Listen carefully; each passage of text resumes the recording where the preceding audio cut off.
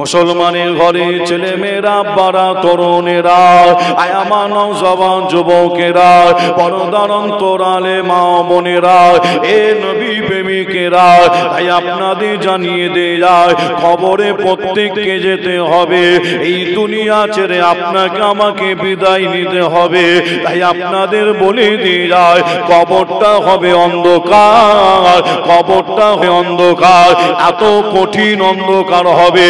যারা গুনাহগার বান্দা বান্দি হবে তাদের যখন কবরে শুইয়ে দিয়ে আসা হবে, মাটি দিয়ে, তাদের মাটি দিয়ে যখন চলে আসা হবে, এ যুবকেরা ওই অন্ধকার থেকে গুনাহগার বান্দা বান্দি তারা থাকতে পারবে না, এত কঠিন অন্ধকার হবে। এ নবী প্রেমিকেরা, আমার আল্লাহ নেককার বান্দা বান্দির ওই কবরে আমার আল্লাহ আসমান থেকে একটা নূরের প্রকাশ আল্লাহ পাঠিয়ে দেবে। ওই নূরের প্রকাশটা পৃথিবীর কোনো মানুষ দেখতে পারবে না, পৃথিবীর কোনো মানুষের চোখে পড়বে না। এ নবী প্রেমিকেরা, আমার আল্লাহ পাক নেককার বান্দা বান্দির কবরে আসমান থেকে একটা নূরের প্রকাশ আল্লাহ পাঠিয়ে দেবে। এ যুবকেরা, ওই নূরের প্রকাশটা ওই নেককার বান্দা বান্দির কবরে গিয়ে ওই নেককার বান্দা বান্দির অন্ধকার কবরটাকে নূর আলা নূর করে দেবে। আরো জোরে বলুন সুবহানাল্লাহ। এ নবী প্রেমিকেরা, আপনি তখন ওই নূরের প্রকাশকে প্রশ্ন করবে, আমার অন্ধকার কবরে তো কেউ ছিল না, কে তুমি, কে তুমি? ওই নূরের প্রকাশের জবান আল্লাহ খুলে দেবে। ওই নূরের প্রকাশ পরিষ্কার আওয়াজে বলতে লাগবে, তুমি দুনিয়ার জমিনে নামাজ পড়েছিলে, তুমি দুনিয়ার জমিনে রোজা রেখেছিলে, তুমি দুনিয়ার জমিনে দান খায়রাত করেছিলে, তুমি দুনিয়ার জমিনে জিকির আজকার করেছিলে, তুমি দুনিয়ার জমিনে ভালো জায়গায় বসেছিলে, ভালো জায়গায় গিয়েছিলে। আমি হলাম সেই আমল, ওই নূরের প্রকাশ পরিষ্কার আওয়াজে বলবে, আমি হলাম সেই আমল। আল্লাহ পাক আমাকে তোমার সাথে এই কবরে আল্লাহ কিয়ামত পর্যন্ত আল্লাহ সঙ্গী করে দিয়েছে। আরো জোরে বলুন সুবহানাল্লাহ। এ নবী প্রেমিকেরা, আয় আমার নবীর উম্মত উম্মতিরা, তাই আপনাদের জানিয়ে দিয়ে যায় এই দুনিয়ার জমিনে আমি আপনি দুনিয়া চিন্তা নিয়ে ব্যস্ত থাকি, আমি আপনি চিন্তা করি আমার একতলা বাড়ি আছে, আমি দুতলা বাড়ি করব কিভাবে, আমি আপনি চিন্তা করি দুনিয়ার জমিনে আমার একটা দোকান আছে, দোকানের লাভ হবে কতটা, আমি আপনি চিন্তা করি আমি জমির চাষাবাদ করি আমার ফসলের কতটা লাভ হবে, আমি আপনি চিন্তা করি আমার একটা গাড়ি আছে, দুটো গাড়ি কিনবো কিভাবে, আমার কারবারে ব্যবসাতে লাভ হবে কতটা। এই নবী প্রেমিকেরা, তাই আপনাদের জানিয়ে দিয়ে যায় এই চিন্তাটা, এই ভাবনাটা আমার আপনার জন্য হারাম না, এটা আমাদের জন্য হারাম না, এটা আমাদের জন্য জায়েজ জায়েজ জায়েজ। তবে আপনাদের বলে দিয়ে যায় আল্লাহ আপনার আওলাদ দিয়েছে, একতলা বাড়ি আছে, দুতলা বাড়ি করবেন কিভাবে আপনার অবশ্যই চিন্তা করতে পারে। কিন্তু আপনাদের ছোট ভাই ছেলে হিসাবে জানিয়ে দিয়ে যায় এই চিন্তার পাশাপাশি, দুনিয়া চিন্তার পাশাপাশি মুসলমানের আর একটা চিন্তা, আর একটা ভাবনা, আর একটা চিন্তা, আর একটা ভাবনা, যে চিন্তা আমরা অনেকে করি না, যেটা হলো আখিরাতের চিন্তা, কবরের চিন্তা, মাহশারের চিন্তা, কিয়ামতের দিনের চিন্তা।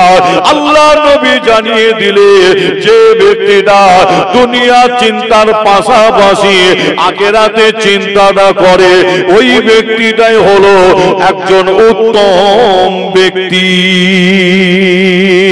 আরো জোরে বলো সুবহানাল্লাহ, আরো জোরে বলো সুবহানাল্লাহ। হে নবী প্রেমিকেরা, আয় আমার নবীর উম্মত উম্মতিরা, তাই আপনাদের জানিয়ে দিয়ে যায় দুনিয়ার চিন্তার পাশাপাশি আখিরাতে চিন্তা করা করেছিল, তাদের দেখে আপনাকে আমাকে শিক্ষা নিতে হয়। এই যুবকেরা, আপনারা ইতিহাস খুললে দেখতে পাবে এই পৃথিবীর জমিনে আল্লাহর ওলিরা তারা কবরে চিন্তা করেছিল, আখিরাতে চিন্তা করেছিল, মাশারে চিন্তা করেছিল, কিয়ামতের দিনের চিন্তা করেছিল। এই যুবকেরা, তাই আপনাদের জানিয়ে দিয়ে যায়, আপনাদের বলে দিয়ে যায়, আমলি জিন্দেগি, আমলি ময়দান আল্লাহর ওলিরা তৈরি করেছিল। আল্লাহর ওলিদের দেখে আপনাকে আমাকে একটু শিক্ষা নিতে হয়। এই যুবকেরা, একজন আল্লাহর ওলির নাম হযরতে জুন্নুন মিসরি হুজুর, নাম আপনারা শুনেছেন। হযরতে জুন্নুন মিসরি হুজুর এত বড় আল্লাহর ওলি ছিলেন, তিনি যখন ইন্তেকাল করলেন আল্লাহ তাকে সাড়া দিলেন। হযরতে জুন্নুন মিসরি হুজুরের মুরিদানেরা তারা হুজুরকে গোসল দিয়েছিল, কাফন পরিয়েছিল, খাটিয়ার উপরে হুজুরকে তুলেছিল। ওই খাটিয়াটা হুজুরের মুরিদানেরা তারা কাঁধে করে নিয়ে জানাজার ময়দানে নিয়ে চলে যায়। হযরতে জুন্নুন মিসরি হুজুরের জানাজার নামাজ হয়। এই নামাজের পরে হুজুরের মুরিদানেরা ওই খাটিয়াটা কাঁধে করে নিয়ে আবার তারা কবরস্থানে নিয়ে চলে যায়। হযরতে জুন্নুন মিসরি হুজুরকে কবরস্থানে হুজুরকে নিয়ে গিয়ে কবরে শুইয়ে দিয়ে হুজুরের কবরে মাটি দিয়ে মুরিদানেরা যে যার বাড়ির দিকে চলে যেতে লাগে। এ নবী প্রেমিকেরা, হুজুরের মুরিদানেরা হযরতে জুন্নুন মিসরি হুজুরের কবরে মাটি দিয়ে বাড়ির দিকে চলে যায়। কিতাবের মধ্যে পাওয়া যায় হযরতে জুন্নুন মিসরি হুজুরের কিছু মুরিদানেরা এই মাটি দিয়ে কবরস্থান থেকে বাড়ির দিকে যাওয়ার পথে তাদের মন চায় না হুজুরকে কবরে একা রেখে দিয়ে যাব। হুজুরের উপরে তাদের মহাব্বত, হুজুরের উপরে তাদের ভালোবাসা। এই যুবকেরা, ওই সমস্ত মুরিদানেরা ওই সময় হুজুরের কবরের দিকে ঘুরে তাকিয়ে দেখার সাথে সাথে দেখতে পায় হযরতে জুন্নুন মিসরি হুজুরের কবরের উপরে আল্লাহর তরফ থেকে একটা আরবি জবানে লেখা হয়েছিল, জুন্নুন হাবিবুল্লাহকে মিনাশ শাওকে কাতিরুল্লাহ। জুন্নুন আল্লাহর বন্ধু, আল্লাহর দোস্ত, আল্লাহর মহব্বতে নিজের জানকে কুরবান করে শহীদ হয়ে গেছে।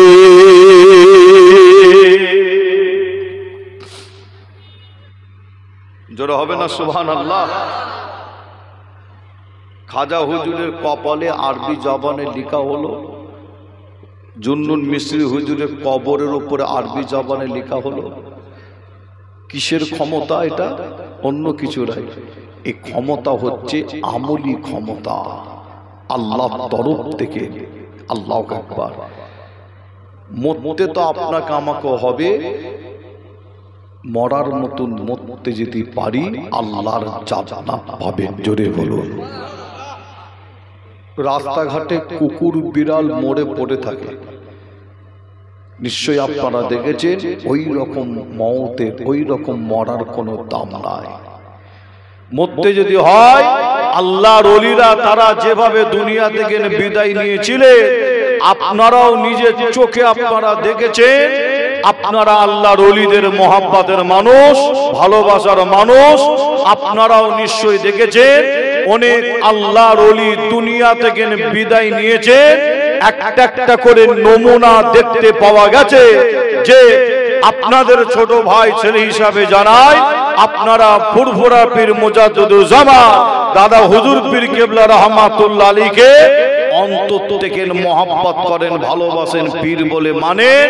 সেই মুজাদ্দিদুজ্জামান দাদা হুজুর পীর কেবলা রহমাতুল্লাহ আলাইহিকে বাংলাদেশের জমিনে, নাম শুনেছেন, একটা দেশ আছে নাম হলো বাংলাদেশ, নাম শুনেন?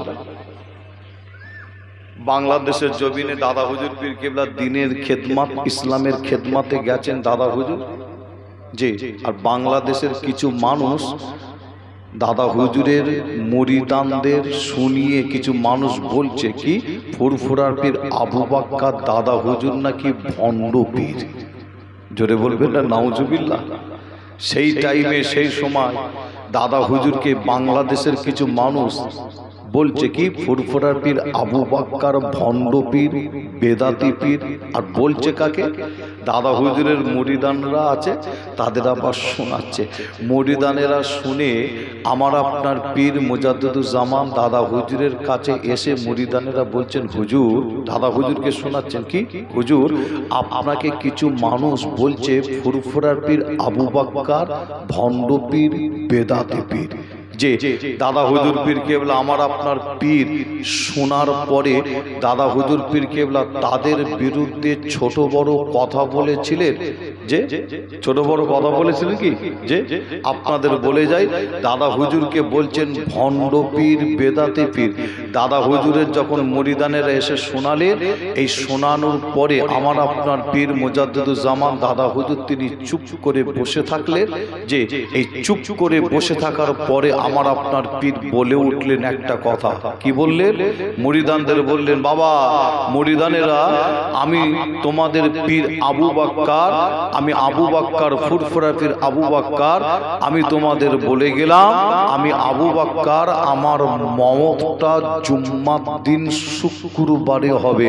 আর আমি আবু বাক্কার আমার মওত যদি জুম্মার দিন শুক্রবারে যদি না হয়, তোমরা মনে রাখবে তোমাদের পীর ছিল ভণ্ড, বেদাতি পীর ছিল।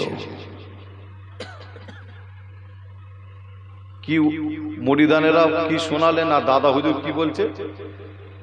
মুরিদানেরা শোনাচ্ছে যে আপনাকে কিছু মানুষ বলছে ভণ্ড, বাংলাদেশের জমিনে বলছে বেদাতি পীর, ফুরফুরা পীর ভণ্ড, বেদাতি পীর। দাদা হুজুর শুনে কিছুক্ষণ চুপ ছিলেন। চুপ থাকার পরে আমার আপনার পীর বললেন, বাবা মুরিদানেরা, আমি আবু বাক্কার আমার মওতটা জুম্মার দিন শুক্রবারে হবে। আর যদি মওত যদি জুম্মার দিন শুক্রবারে না হয়, তোমরা মনে রাখবে তোমাদের পীর ভণ্ড পীর, বেদাতি পীর। তবে আপনাদের জানা আছে কিনা জানি না, তবে একটু আপনাদের বলে দিয়ে যাই, ফুরফুরা পীর আবু বাক্কার দাদা হুজুর পীর কেবলা রহমাতুল্লাহ আলাইহি আমার আপনার পীর দুনিয়া থেকে বিদায় নিয়েছিলেন, ইন্তেকাল করেছিলেন। ওই দিনটা অন্য কোনো দিন ছিল যে না, ওই দিনটা ছিল জুম্মার দিন, শুক্রবার ছিল। একবার জোরে বলুন, জোরে হবে না? দাদা হুজুর পীর কেবলা দুনিয়া থেকে বিদায় নেওয়ার আগে, ইন্তেকালের আগে নমুনা দেখিয়েছেন আল্লাহর হুকুমে। জোরে বলুন, জোরে হবে না? আমলি জিন্দেগি, আমলি ময়দান তৈরি করেছিলেন। যে আর আমার আব্বাজান হুজুরের কথা বলতে গিয়ে একটা কথা মনে পড়ে। আমার আব্বাজান হুজুরের কথা প্রায় জায়গায় বলে থাকি একটু, তবে আপনাদের বলে যাই, আমার আব্বাজান হুজুরের নাম আপনারা নিশ্চয়ই শুনেছেন, নিশ্চয়ই শুনেছেন। আর যদি আমি বলি আপনারা নিশ্চয়ই বুঝতে পারবেন, প্রায় আপনারা তেনাকে দেখেছেন, তেনার সাথে উঠা বসা আপনারা করেছেন। আব্বাজান হুজুরের নাম মরহুম উসমান সিদ্দিকী। কি নাম শোনেন না?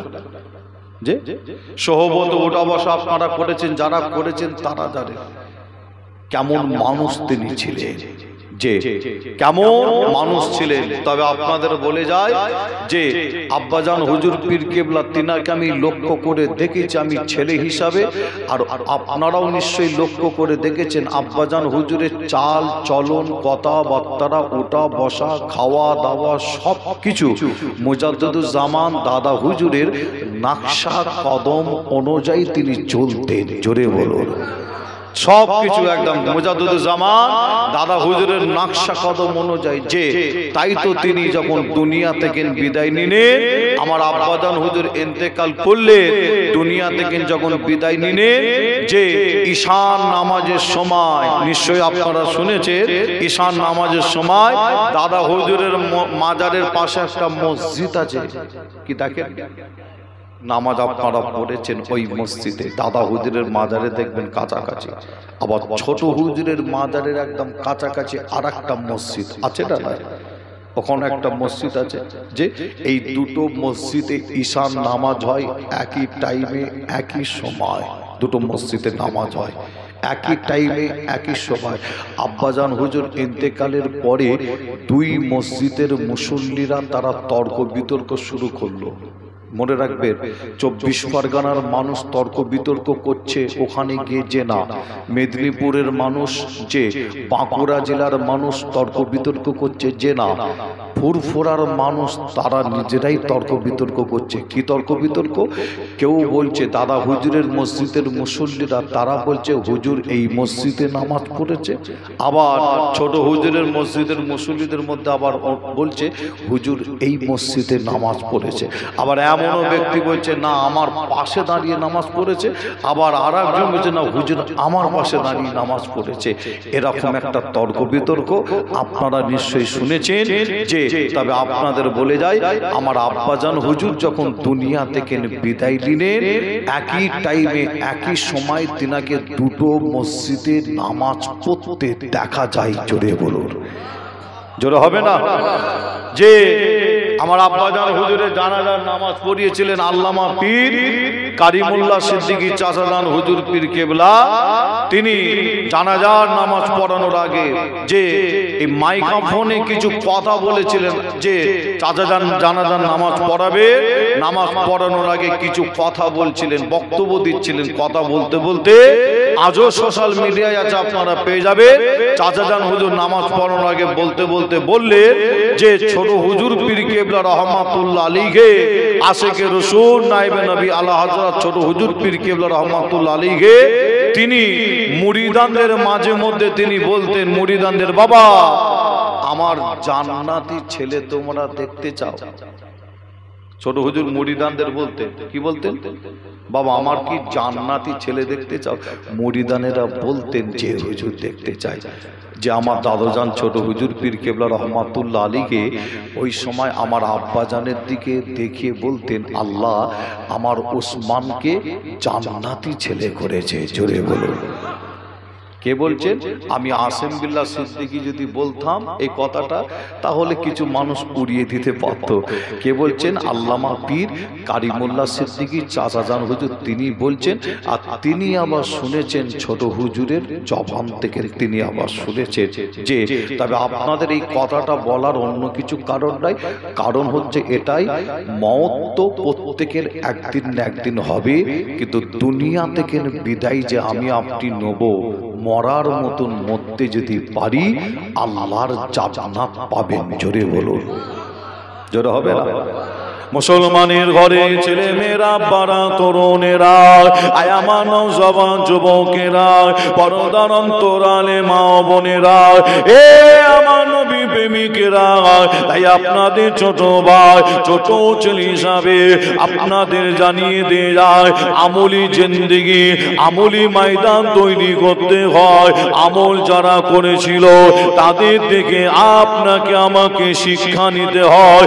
এ যুবকেরা তাই আপনাদের জানিয়ে দেয় আল্লাহর ঘর মসজিদে যেতে হয়, খোদাকে সেজদা দিতে হয়, নামাজ পড়তে হয়। আল্লাহকে সেজদা যদি আপনি ঠিক মতন দিতে পারেন, পীরের ঘরের বাচ্চা বলে দিয়ে যায়, পীরের ঘরের বাচ্চা আপনাদের জানিয়ে দিয়ে যায় খোদাকে আপনি যদি ঠিক মতন সেজদা যদি দিতে পারেন, এ যুবকেরা আমার আল্লাহ আপনার ওই সেজদাকে কবুল করে আমার আল্লাহ আপনাকে দুনিয়া আখিরাতে কোনো জায়গায় কমতি রাখবে না। আরো জোরে বলুন সুবহানাল্লাহ। এ নবী প্রেমিকেরা তাই আপনাদের জানিয়ে দেয় যায় এই সেজদার কতটা মজা আপনারা দেখুন। একটা হাদিস শরীফের নাম মনে পড়ে যায়, হাদিস শরীফটার নাম বুখারী শরীফ। এই বুখারী শরীফটা হলো কোরআন শরীফের পরে যার স্থান, নাম হলো বুখারী শরীফ। এই যুবকেরা মিসকাত শরীফ আছে, আবু দাউদ শরীফ আছে, মুসলিম শরীফ আছে। এই যুবকেরা অনেক হাদিস শরীফ আছে, তবে আপনাদের জানিয়ে দিয়ে যায়, আপনাদের বলে দিয়ে যায়, এই বুখারী শরীফ এমন একটা হাদিস, কোরআন শরীফের পরে যার স্থান, নাম হলো বুখারী শরীফ। এই বুখারী শরীফ খুললে দেখতে পাবে একটা জমিনের নাম দেখতে পাবে, বুখারী শরীফের মধ্যে একটা ময়দানের নাম দেখতে পাবে। ওই জমিনটার নাম, ওই ময়দানটার নাম বদরের ময়দান। বদরের জমিন, ওই বদরের ময়দানে, বদরের জমিনে একটা যুদ্ধ হয়েছিল, লড়াই হয়েছিল। এ নবী প্রেমিকেরা, ওই বদরের জমিনে যুদ্ধটা হয়েছিল। মনে রাখবেন, ইসলামের প্রথম যুদ্ধ, প্রথম লড়াই, মুসলমানের প্রথম যুদ্ধ, প্রথম লড়াই ওই বদরের জমিনে। ইসলামকে জিন্দা করার জন্য, কোরআনকে জিন্দা করার জন্য, দ্বীনকে জিন্দা করার জন্য, শরীয়তকে জিন্দা করার জন্য ওই বদরের জমিনে হাদিস শরীফের মধ্যে পাওয়া যায় মাত্র 313টা মুসলমান গিয়েছিল ইসলামকে জিন্দা করার জন্য। কিন্তু বুখারী শরীফের মধ্যে পাওয়া যায় ওই যুদ্ধের ময়দানে আর একদিকে দাঁড়িয়ে আছে 1000 কাফের, 313টা মুসলমানকে মেরে শেষ করে দেওয়ার জন্য, ইসলামকে মিটিয়ে দেওয়ার জন্য, কোরআনকে মিটিয়ে দেওয়ার জন্য। মুসলমানের সংখ্যা 313টা, কাফেরের সংখ্যা 1000 কাফের।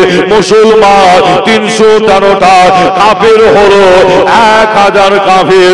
এই যুবকেরা 1000 কাফের মুসলমানের থেকে বেশি হওয়ার পরও দেখতে পাওয়া যায় 1000 কাফের মুসলমানের থেকে বেশি হওয়ার পরও দেখতে পাওয়া যায় 1000 কাফেরের মাথায় যুদ্ধ করার জন্য হেলমেট, 1000 কাফের তাদের শরীরে দেখতে পাওয়া যায় যুদ্ধ করার জন্য লোহা কেড়ে।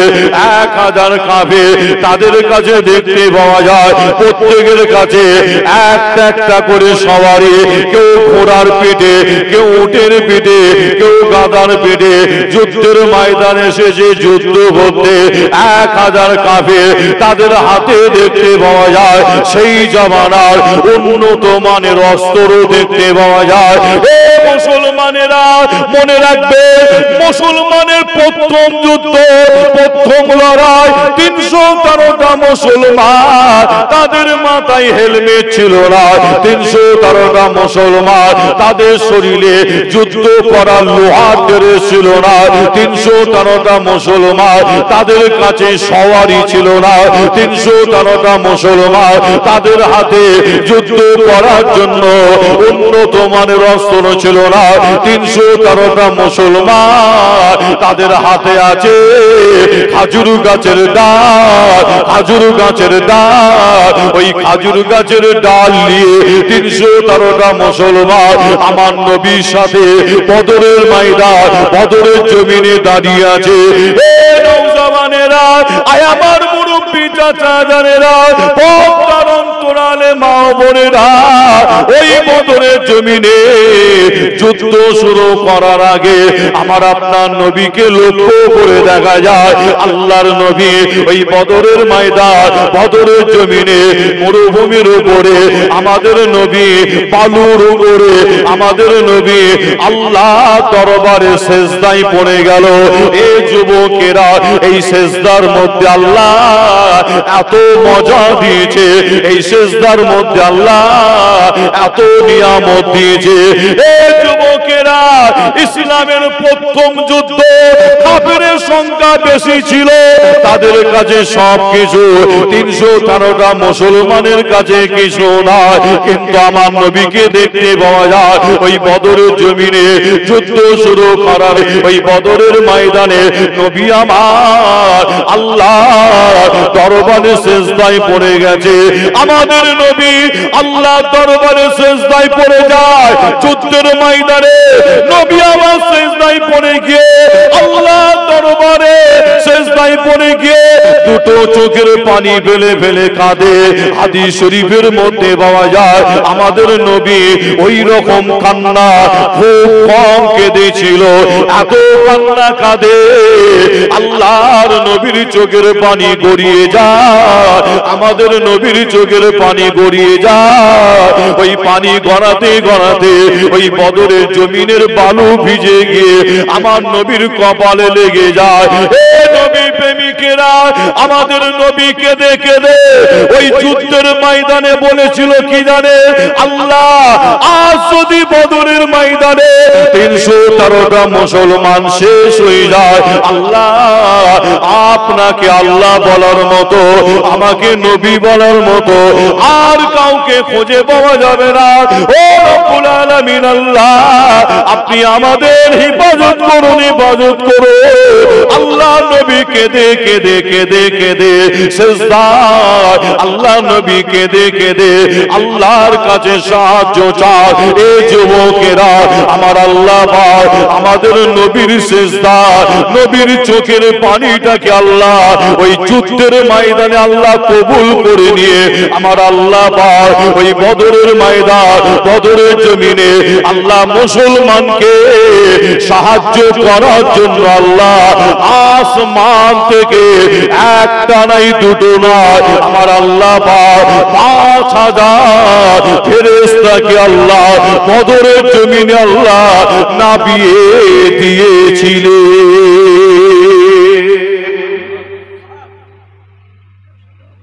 জোরে হবে না?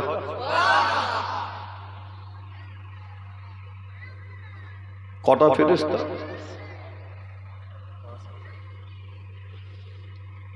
বর্তমান যুদ্ধ চলছে আপনারা জানেন বিভিন্ন দেশের সাথে, বিভিন্ন দেশে। আর একটা দেশ নাম হচ্ছে ইসরায়েল, আর একটা দেশের নাম হলো কি ফিলিস্তিন, আবার প্যালেস্তাইনও বলা হয়, তাই তো নাকি? এই দুটো দেশ যুদ্ধ চলছে, মুসলমান আর ইহুদির সাথে যুদ্ধ চলছে।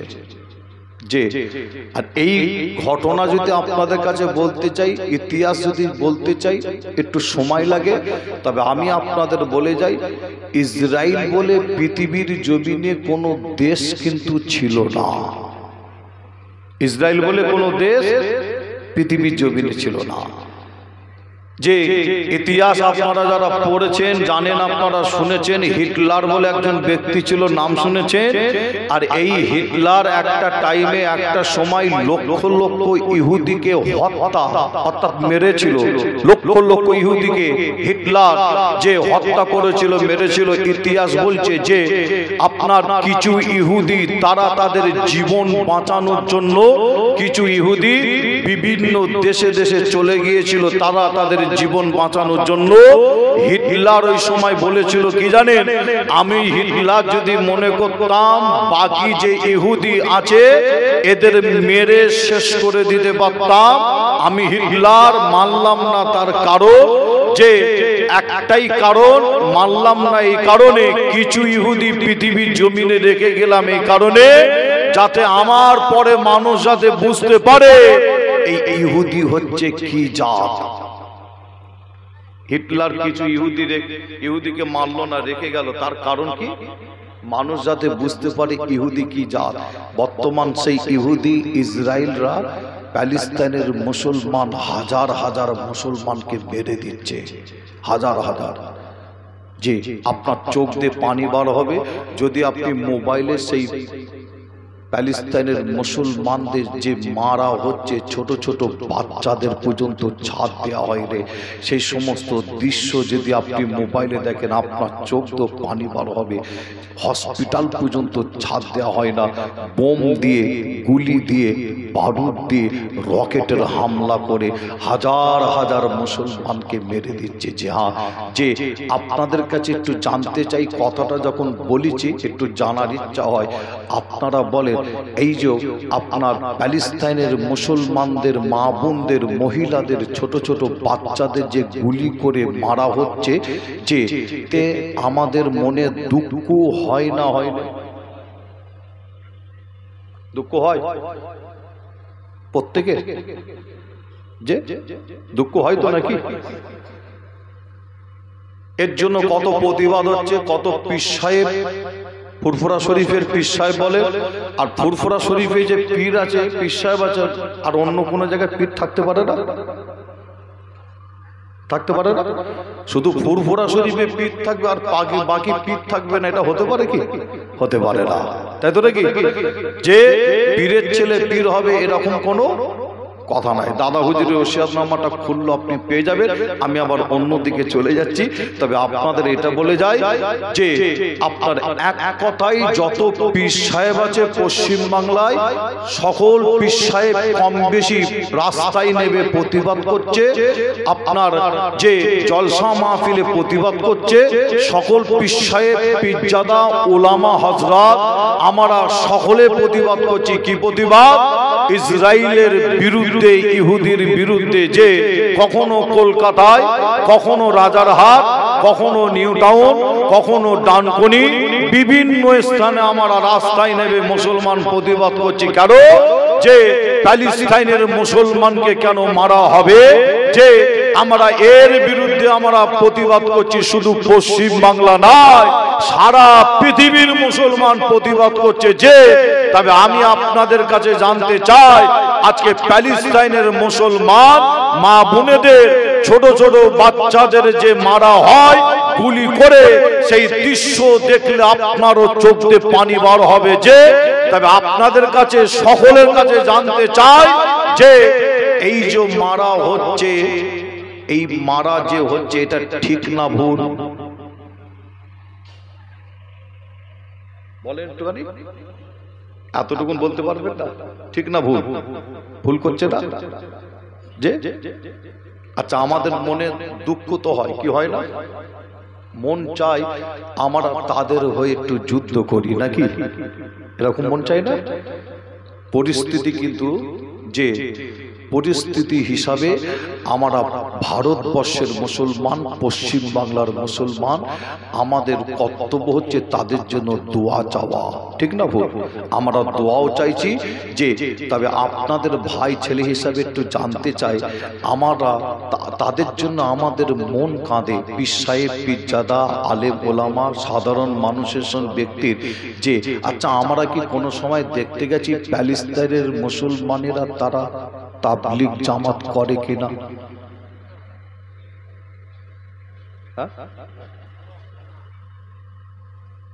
প্যালেস্টাইনের মুসলমান যাদের জন্য আমাদের অন্তর কাঁদে, বুক যে বুক ভরা মায়া, অন্তর কাঁদে, আমরা পীর সাহেব, পীরজাদা, ওলামা হযরত আজকে আমরা রাস্তায় নেমে প্রতিবাদ করছি। তারা তো তাবলীগ জামাত হতে পারে, পারে না? বেরেলি হতে পারে, হতে পারে না? যে বিভিন্ন দলের মতের মানুষ হতে পারে, হতে পারে তো নাকি? যে তাহলে প্যালেস্টাইনের মুসলমান মার খেলে আমি পীরজাদা, আমি পীর সাহেব, আমি মাওলানা সাহেব, আমার দুঃখ হয়, বুকে ব্যথা লাগে, তাদের জন্য প্রতিবাদ করি। তাহলে এখানে আমাদের মুসলমানদের এক হওয়ার প্রয়োজন আছে না নাই? আছে না নাই? মুসলমানের এক হওয়ার প্রয়োজন আছে। বর্তমান 2024 সাল। আপনাদের বলে যাই, আমার ভারতবর্ষের জমিনে কোন এক রাজনৈতিক নেতা বক্তব্য দিতে দিতে বলেছে এই 2024 সালে তারা একটা মিশন চালাতে চাইছে। কি মিশন? 2024 সালে তারা বক্তব্য দিতে দিতে বলে এত লক্ষ মুসলমানকে গণহত্যা করা হবে। পেপারটার নাম আপনাদের বলে যায়, আপনারা দেখে নেবেন।